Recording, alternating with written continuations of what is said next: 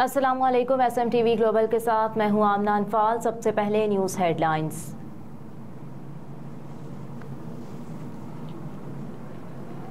आशिकाने रसूल की दीनी तहरीक दावत इस्लामी स्वीडन के तहत अजीम व शान इज्तिमा मिलाद का इनेकाद किया गया, जिसमें कसीर तादाद में आशिकाने रसूल, बिजनेस कम्युनिटी, सियासी और समाजी अफराद ने शिरकत की। इस इज्तिमा में शिरकत के लिए माल्मो और गोथनबर्ग से भी खुसूसी तौर पर अफराद शिरकत के लिए हाजिर हुए। इस इज्तिमा में दावत इस्लामी गोथनबर्ग के सरबराह PhD स्कॉलर मौलाना इल्हाज डॉक्टर मोहम्मद आजम शेख अदारी ने मिलादुन्नबी सल्लल्लाहु अलैहि वसल्लम के मौजू पर लेक्चर दिया। आपका बयान बहुत ही अच्छा और इल्म से भरपूर था, जिसमें उन्होंने कुरान और सुन्नत रसूल सल्लल्लाहु अलैहि वसल्लम की रोशनी में मिलाद मनाने और उसकी हकीकी रूह पर रोशनी डाली।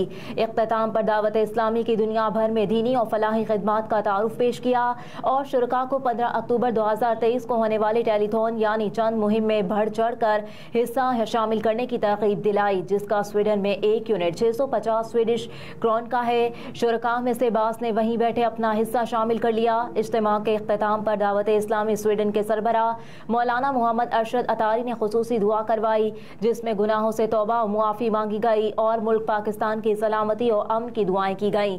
शुरका के लिए ज़ियाफ़त का एहतमाम किया गया और शुरका से मुलाकात भी की।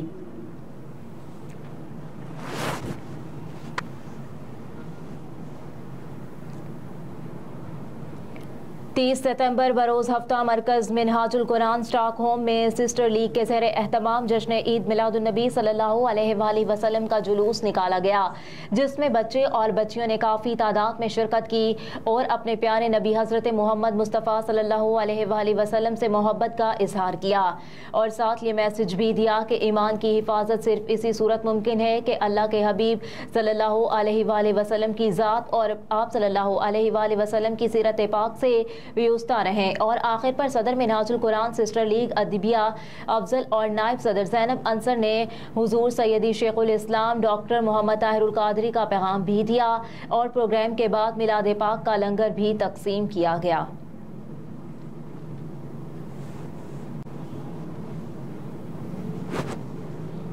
इस्लामाबाद हाई कोर्ट इमरान खान की जमानत की 9 दरखास्तों पर आज फैसला सुनाएगी। इस्लामाबाद हाई कोर्ट ने महफूज फैसला सुनाने की कॉज लिस्ट जारी कर दी। चीफ जस्टिस आमिर फारूक और जस्टिस तारिक महमूद जहांगीरी फैसला सुनाएंगे। सेशन कोर्ट और इंसदाद दहशतगर्दी अदालत ने अदम पैरवी पर इमरान खान की जमानतें खारिज की थी। चेयरमैन तहरीक इंसाफ ने इन मुकदमात में मुतालिका अदालतों के हतमी फैसले तक गिरफ्तारी से रोकने की दरखास्त दायर की थी। चेयरमैन तहरीक इंसाफ की दरखास्त में मौक़िफ़ इख्तियार किया गया कि 9 जमानत की दरखास्तें मुतालिका अदालतों में ज़ेरे इल्तवा समझी जाएं। इन 9 मुकदमात में मुतालिका अदालतों के हतमी फैसले तक गिरफ्तारी से रोका जाए। मुतालिका अदालतों को 9 मुकदमात के फैसले मेरिट पर करने की हिदायत की जाए। इनमें 9 मई के 3 मुकदमात और इस्लामाबाद में एहतजाज के 3 मुकदमात शामिल हैं, जबकि तोशाखाना जालसाजी, दिफा 144 की खिलाफ वर्जी और इक़दाम कत्ल का मुकदमा भी शामिल है।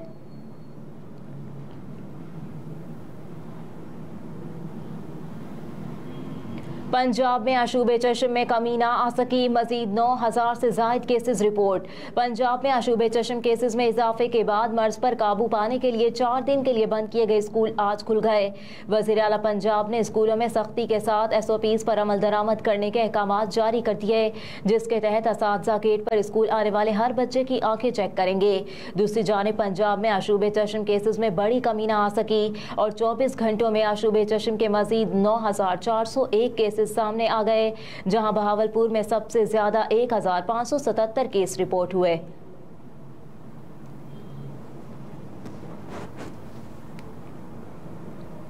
फैजाबाद धरना नजरसानी केस, MQM का भी नजरसानी दरख्वास्त वापस लेने का फैसला।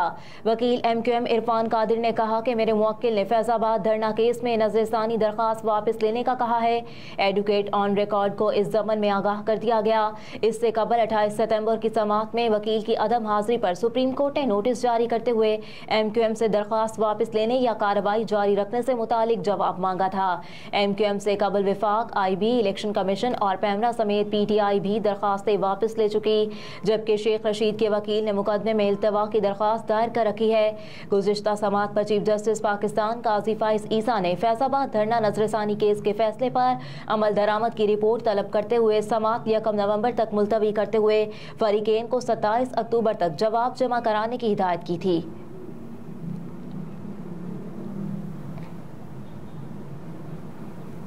पंजाब के सरकारी मेडिकल कॉलेजेस की दाखिला पॉलिसी तब्दील। महकमा सेहत पंजाब के मुताबिक PMDC के कहने पर रवां साल हाफिज कुरान तलबा और तालिबात को अब इजाफी नंबर नहीं दिए जाएंगे। PMDC ने ये फैसला सुप्रीम कोर्ट के 6 रुकनी बेंच की जानिब से जारी फैसले के बाद किया है। महकमा सेहत के मुताबिक नई पॉलिसी पर अमल दरामद रवां साल दाखिलों पर होगा। इससे कबल हाफिज कुरान उम्मीदवार को 20 नंबर इजाफी दिए जाते थे जो FSC के नंबरों में शामिल होते थे।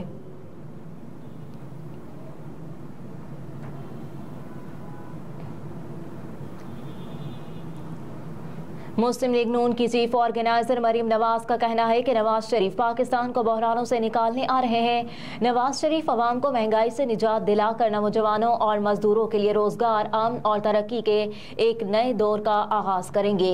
लाहौर में मुस्लिम लीग नून यूथ वॉलंटियर्स के इजलास से खिताब करते हुए मरीम नवाज ने कहा कि नवाज शरीफ मुल्क की मईशत बहाल करेंगे, दहशतगर्दी का खात्मा करेंगे। 21 अक्टूबर को आवाम साबित करेंगे कि कायद सिर्फ नवाज शरीफ हैं।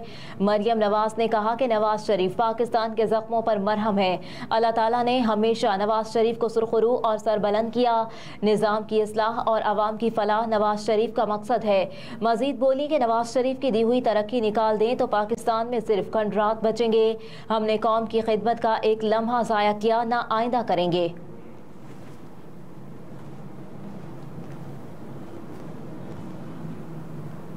सिंध और पंजाब के निगरान वज़राए आला का कच्चे में बैक वक्त ऑपरेशन शुरू करने पर इत्तेफाक। वज़ीर आला हाउस के तर्जुमान के मुताबिक दोनों रहनुमाओं की मुलाकात में फैसला किया गया कि पंजाब के कच्चे में वहां की एजेंसियां ऑपरेशन करेंगी, जबकि सिंध में भी इसी वक्त ऑपरेशन शुरू किया जाएगा ताकि कोई डाकू सिंध से पंजाब या पंजाब से सिंध की हुदूद में दाखिल न हो सके।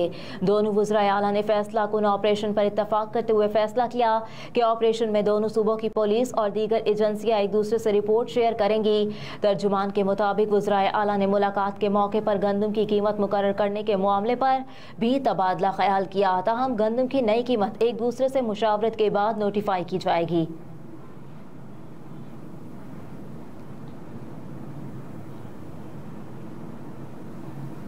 रुपया तगड़ा और सोना सस्ता, फौज और निगरान हुकूमत के इकदामात के समरात सामने आने लगे।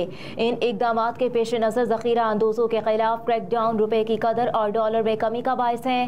पाकिस्तानी रुपये ने सितंबर में आलमी सतह पर बेहतरीन कारकर्दगी वाली करेंसी का एजाज़ हासिल किया।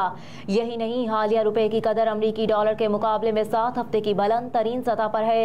रुपया डॉलर के मुकाबले में 0.35% या 1.01 रुपये इजाफे के साथ 287.74 रुपये पर बंद हुआ। पाकिस्तान में सोने की कीमतों में सितंबर के आखिरी हफ्ते मुसलसल दूसरे सेशन में नुमाया कमी देखी गई। FBR के मुताबिक पिछले 7 महीनों में रिकॉर्ड 2407 अरब रुपए इकट्ठे किए गए। ये गुज़िश्ता साल के 2062 अरब रुपए के मुकाबले में 17% ज्यादा है। 2.5 महीने में पहली बार निगरान हुकूमत की जानिब से 1 अक्टूबर से पेट्रोल की कीमत में कमी की गई। मजीद बरा हुकूमत और फौज के ताउन मुस्तकबिल में भी मुआशी बहाली में मददगार साबित होगा।